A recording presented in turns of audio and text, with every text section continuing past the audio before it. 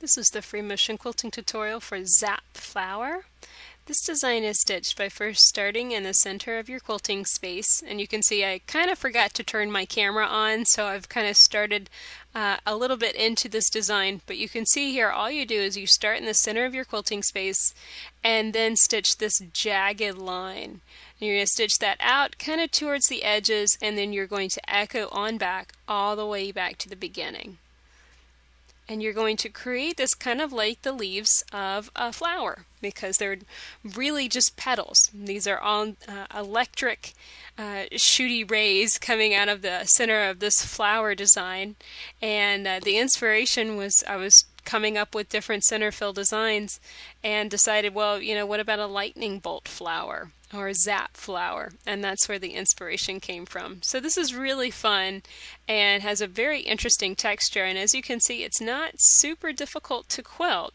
You just want to take your time as you stitch your first initial zigzag and then your next echo. So what is next in this design? The next step is to go around and expand the petals of each zigzag. So you're going to just simply continue that echo, building it out and keeping those echoes consistent. So I'm just going to work my way around that flower, echoing each petal until that fills the entire quilting space.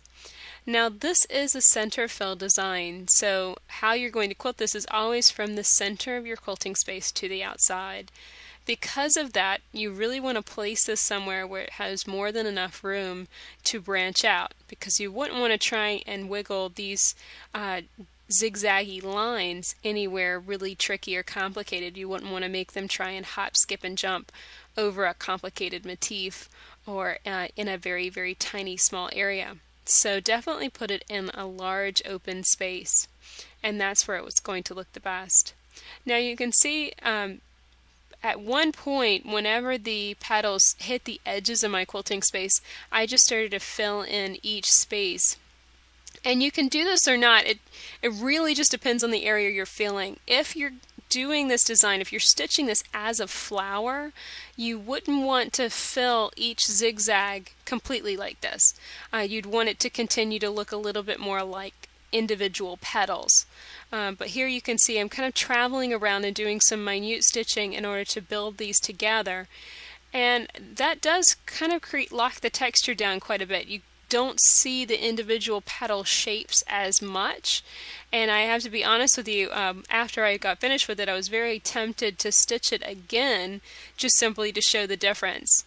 But I think that this is pretty clear. If you're going to be filling in the full background area, you might end up losing kind of the initial flower shape, but you still get a really interesting texture. So here's what it looks like whenever you finish Zap Flower. For loads of tools, books, and more than 200 videos on free motion quilting, check out daystyledesigns.com.